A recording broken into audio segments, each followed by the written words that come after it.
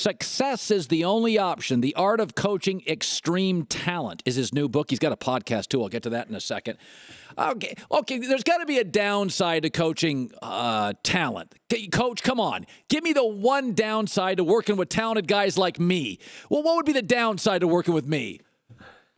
With you? Yeah. Right you? Here, me. Oh, my gosh. No kidding.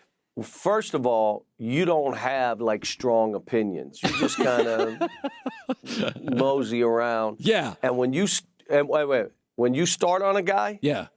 You'll forgive him when you have Alzheimer's. That's when you'll forgive the guy. Oh, I'm a little tough. I'm watching you. It's interesting, though. I'm watching the Cowboys last night, and I know you're coming on my show, and I'm thinking there is one, the Kentucky, Michigan football, Dallas Cowboys, Lakers, Celtics, Yankees. You're in one of these 8 kind of all-time brands where you could win 28-3, losing a buzzer beater to Duke in the Sweet 16, and the people say, oh, Calipari, what an average year. Isn't there ever a point when you get frustrated with that? No, because what I've been able to do here is make it more than that to me. And it's your happiness is your own happiness. What I hope our fans, they look at how we're doing this and say, you know what, I like what's happening.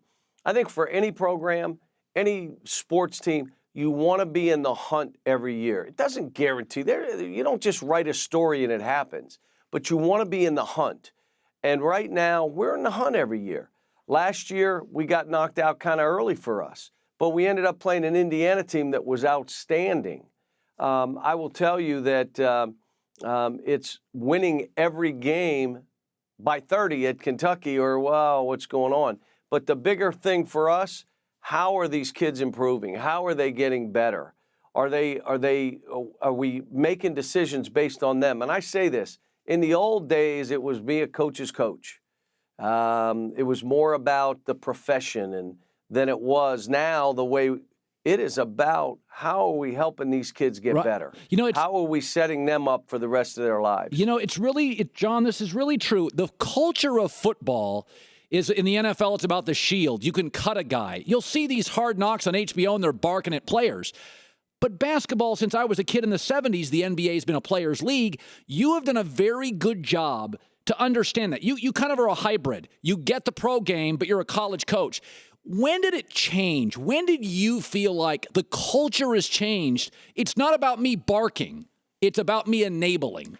And I still bark. But look, here's the challenge of what we do. I'm dealing with 18 and 19-year-olds, not grown men.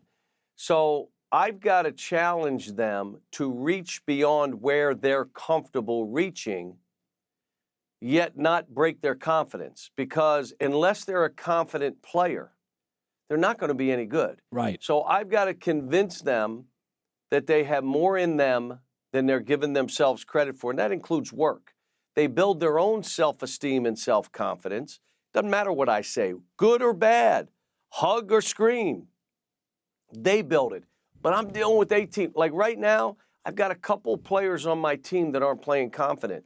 And we got no shot this Saturday against North Carolina unless I have a confident team.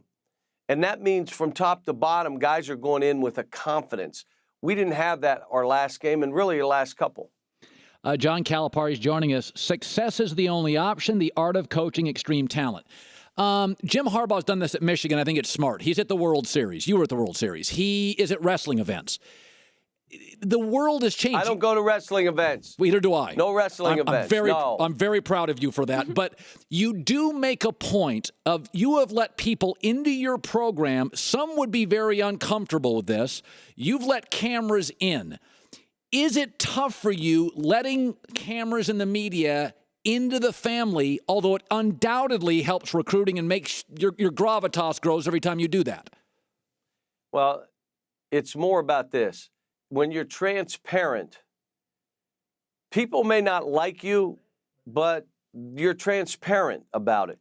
Instead of the old days where agenda-driven media that are close to a program and paint you a certain way and just keep writing and keep writing and keep. Now, those days are done. And by being transparent, they may like you, they may not. but they can have their own opinion that's unfiltered, that they can see, here it is. I got to throw this out, and I know you'll say you're doing it on purpose. I was approached about doing this podcast. What is a podcast? I didn't even know what it was. So my second question was, do any other coaches do this? They said no. Uh-oh. All right, let me hear more now. Because I'm always looking for what's next and how do we be first at it? How can we be first at what's next? And in this, like the next podcast, I interviewed Charles Barkley. We had a ball. We didn't talk basketball that way. We didn't really talk Kentucky, although I did ask him, did he ever beat Kentucky? And you know Charles. We whipped there, I can't say it on your show, but on a podcast you can, in Rupp Arena. Chuck and I went in there and kicked the, and we had fun with it. So I'm doing it for charity, but it's that next thing. And I think by opening up and being transparent, people can have an opinion. We did it with Twitter. Now, we got like 1.6 million, I think it is, Twitter. Half of them are haters. I don't listen to them. I don't see what they're doing. But that's part of this. You could be a hater, but at least you're a hater who's looking at it saying why you like or dislike. You know, John Calipari, the new book, Success, the Only Option, The Art of Coaching Extreme Talent. I told you this before, is I got a lot of kids in my life, so I got to be a mentor sometimes. Where in college football, Nick Saban gets his guys, if they redshirt for 4 years, maybe 5, minimum 3, you have massive turnover. I don't see how you can keep doing this forever. I think there's a timeline to this job. You're a college prof. The difference is your expectations are to go 36-0. He can have a bad Tuesday. What is the timeline, John, to every year having to start over and over and do this? I wish your people had a picture. Look in the archives real quick. Google it. My press conference when I first took the job. Put that picture right there and look at this picture. And all the fans in Kentucky are going to feel bad. Look what we've done to this man. This is on steroids. This is on the treadmill's moving 13 miles an hour, and you got to stay on it because it's trying to flip you off.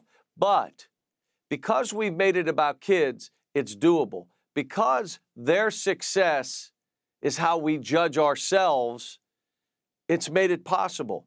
My team, they love each other. I've got a really close young team, but a really close team, and it seems that way every year. We teach them to be good teammates. We teach them to be servant leaders.